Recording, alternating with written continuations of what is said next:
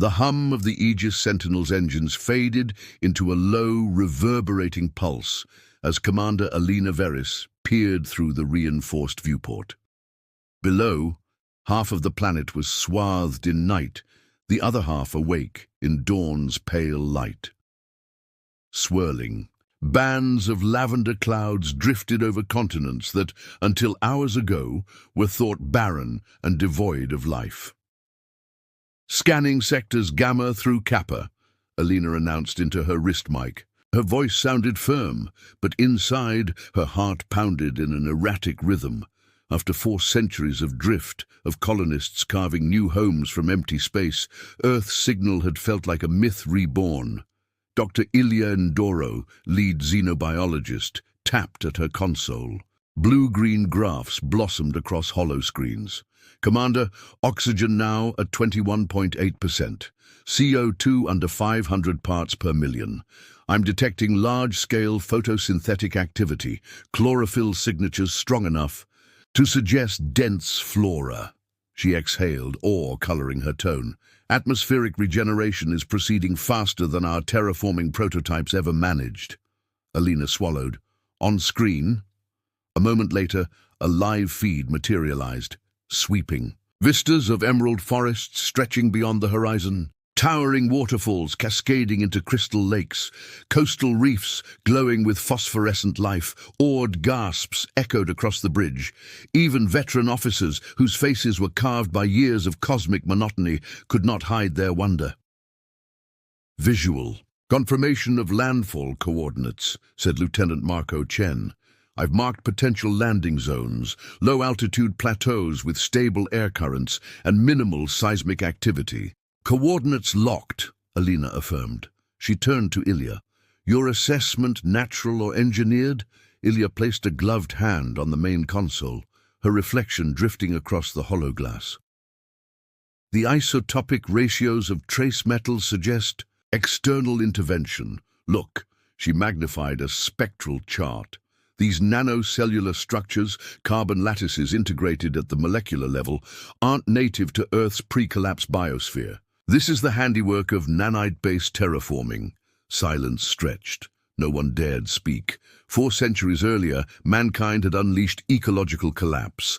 Rivers poisoned, skies tainted, soil dead.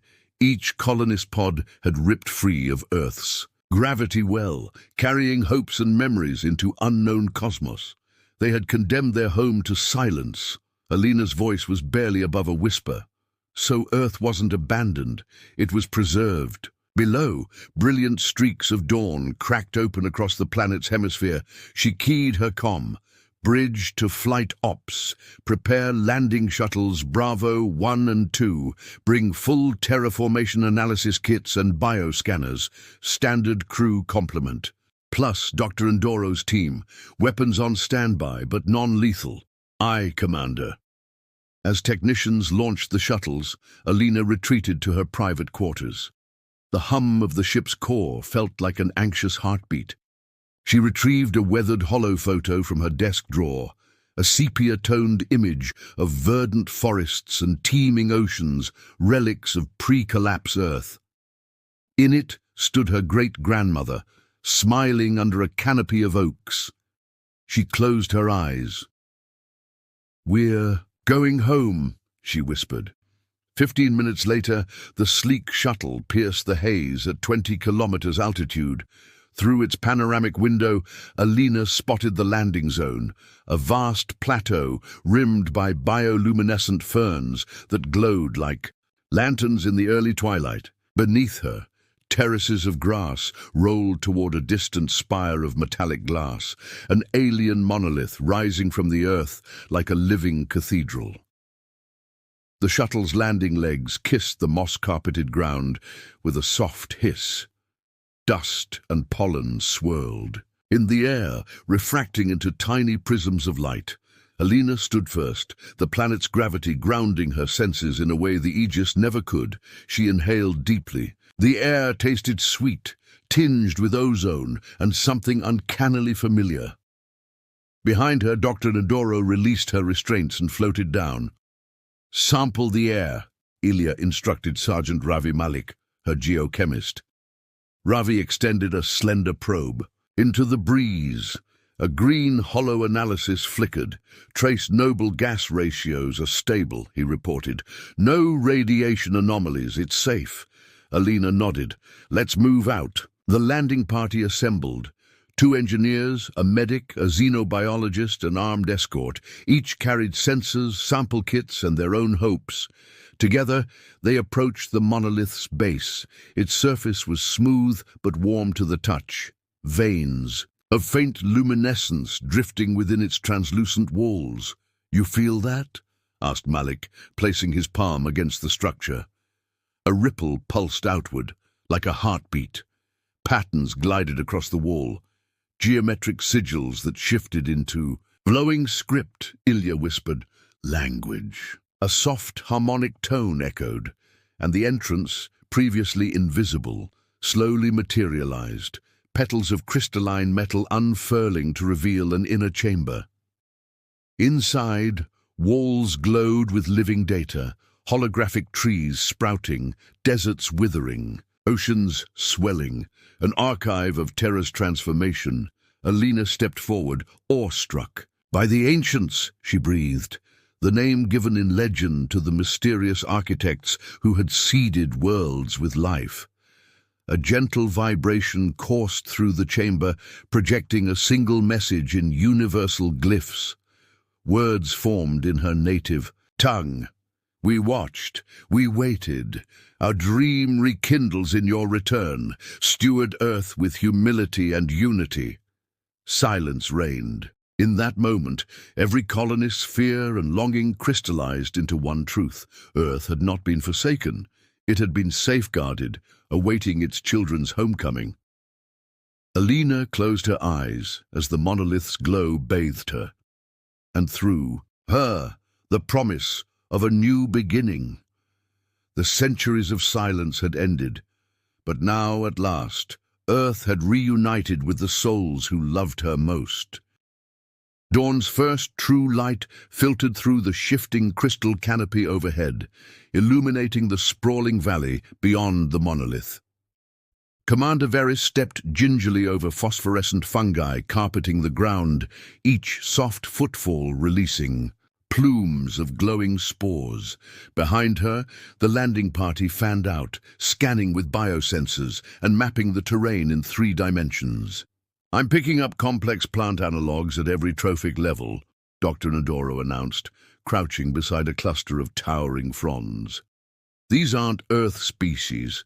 They've been engineered for resilience, nitrogen fixation, even bioluminescence. This valley is a living laboratory." She plucked a single orchid-like bloom. "If we sequence its genome, we may unlock self-repairing crops to feed entire colonies." Alina nodded, awed by the rebirth. "Keep samples safe and sterile. We don't know what unintended interactions could emerge." Further ahead, Sergeant Malik trained his thermal imager on a herd of quadrupedal grazers, sleek creatures with iridescent hides and antler-like tendrils.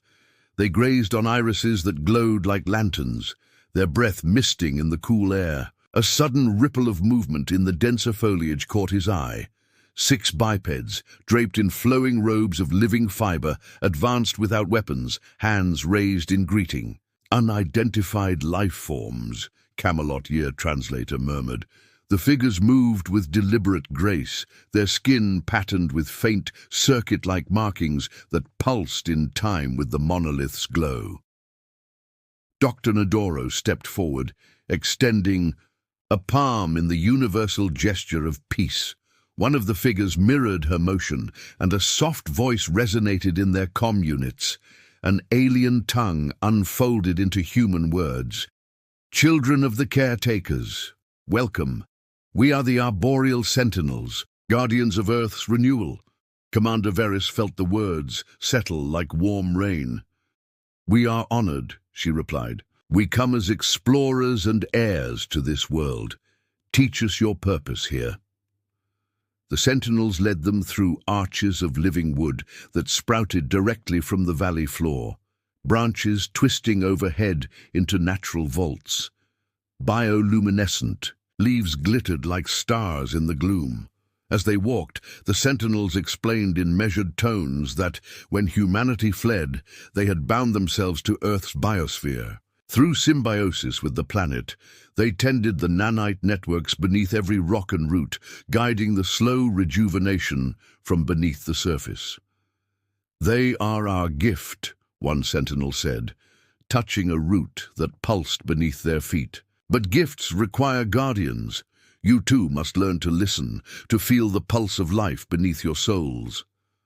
At the heart of the valley lay a glimmering pool ringed by phosphor-steel columns. Water so clear it seemed to vanish at its depths, reflected a ring of floating glyphs, an interface for human and sentinel alike. As Alina approached, the glyphs rearranged, projecting a vision of Earth's future. Thriving ecosystems, new cities grown organically from living materials, stars. In the sky, connected by humanity's starships. "We offer unity," the sentinel intoned. "Our architects gave you life. We offer alliance. Will you reclaim your legacy and stand as Earth's stewards once more?" Commander Varys looked at her team, the xenobiologist studying the water, the engineers reverently touching the columns, the armed escort lowering their weapons. She straightened and returned her gaze to the vision. "We accept," she said, "not as conquerors, but as partners. Together, we will ensure Earth's return heralds a new era for all who call her home." A hush fell as light rippled across the pool, sealing their pact. In that moment, Earth's children, long scattered among the stars, felt the first heartbeat of their home calling them back, stronger and more united than ever before. Back aboard the Aegis Sentinel, the crew gathered in the holodeck-turned lab, its walls awash in emerald light, filtered through the monolith's nanite samples. Dr. Ilya Ndoro projected the raw archive data, spiraling 3D lattices of alien, code interwoven with genetic sequences. Each fragment glimmered with potential and peril. "Here," Ilya said, isolating a strand of code that pulsed in rhythm with her heartbeat. "This is the core directive of the terraforming nanites. It outlines 3 phases: stabilization, restoration, and—" She hesitated, voice catching. "On the word ascendancy." Commander Varys leaned in. "Ascendancy, what does that entail?" Ilya's fingers danced across the console. "It's ambiguous. Wording suggests a stage where Earth's biosphere evolves beyond its original parameters, new life forms, perhaps even synthetic intelligences grafted onto the ecosystem. The caretakers hope to transcend." Silence filled the chamber. 4 centuries ago, humanity had fractured across the stars. Political factions vied for power. Frontier worlds simmered with unrest, and the dream of unity had dimmed. Now, the very code awakening Earth hinted at another transformation, one that could eclipse human control entirely. "Lieutenant Marco." Chen frowned at the readout. "If we activate the final phase, we could unleash forces we don't understand. It might be benevolent, but it could also be catastrophic." Dr. Ndoro nodded. "The caretakers wouldn't have left safeguards, or we'd see them here. We're treading uncharted territory." Commander Varys closed her eyes and drew a steadying breath. "We need context. Send a relay to the arboreal sentinels. Ask for guidance on the ascendant phase, specifically what the caretakers intended for humanity's role." As the request was dispatched, Alina retreated to a quiet alcove lined with bioluminescent panels. She accessed the ship's comm network, opening hololinks to the Council of 4 on New Aurora, the Drava's collective embassy, and the Alliance of Frontier Worlds. One by one, their representatives appeared, faces etched with curiosity, suspicion, and cautious hope. "Commander, you must advise," urged Councillor Liren of New Aurora. "If Earth shifts into a post-human biosphere, what place would we have among its new stewards?" Ambassador Thal of the Dravas Collective's crystalline form shimmered. Our worlds depend on trade in biological innovations. If Earth ascends beyond human science, our markets and our relevance are at risk. From the black and gold viewport of an Alliance avatar, Governor Ceres leaned forward. Divide and conquer. If you reveal too much to one faction and not the others, you could reignite 70 years of interstellar war. Alina's jaw clenched. The Archive's revelations threaten not only Earth's future, but the fragile web of human civilization itself. She raised a hand, silencing the holoconference. I will not play politics with our home's destiny, she declared. First, we must understand the caretaker's vision. Then we'll decide together whether to follow it, modify it, or let it lie dormant. Downlink confirmed. The arboreal sentinel's response was incoming. On the lab's main screen, a graceful figure materialized, their form woven from living vines and crystalline light. The ascendance was meant to be a gift, the sentinels. A voice intoned, a bridge between worlds and the planet that bore them, but caretakers feared it might eclipse their children. Thus, they encoded a choice, to embrace evolution or to honor humanity's stewardship. Alina absorbed the words. Somewhere deep in the code lay a holographic key, a decision point requiring a conscious, unified human action to unlock. Only then would the final phase ignite. The weight of centuries pressed upon her shoulders. Earth's pulse thrummed through the ship's hull, a living world poised on the brink of its greatest transformation. And humanity, scattered among the stars, awaited her command. I understand, she whispered. We will choose our path with humility and with unity. A hush fell over the holodeck lab as Commander Alina Veris keyed the activation sequence. The nanite archive's interface flickered, glyphs pulsing like a slow heartbeat. Around her, Dr. Endoro and Lieutenant Chen stood ready with the genetic sequences, while Sergeant Malik monitored external life signs. Outside, the Aegis Sentinel drifted in silent orbit, carrying humanity's hopes and doubts. Unified intent confirmed, the arboreal sentinel's voice intoned. Proceed when prepared. Alina inhaled, remembering her great-grandmother's photograph, children playing beneath ancient oaks, their laughter echoing through time. For Earth, she whispered, and placed her palm against the interface. Streams of iridescent light poured through the lab, weaving among the team and coalescing into a living web. In that moment, every human on Earth and every colony-linked world felt a collective shiver, the planet's pulse reaching out across the void, seeking reconnection. Across comm channels, millions watched as the Human Council voted, not by faction, but by unity. A single voice raised for stewardship over dominion. Below them, the valley's bioluminescent flora brightened. The grazing creatures lifted their heads in unison. The monolith spires chimed with crystalline harmonies. Then, as one, the nanites awakened the final phase.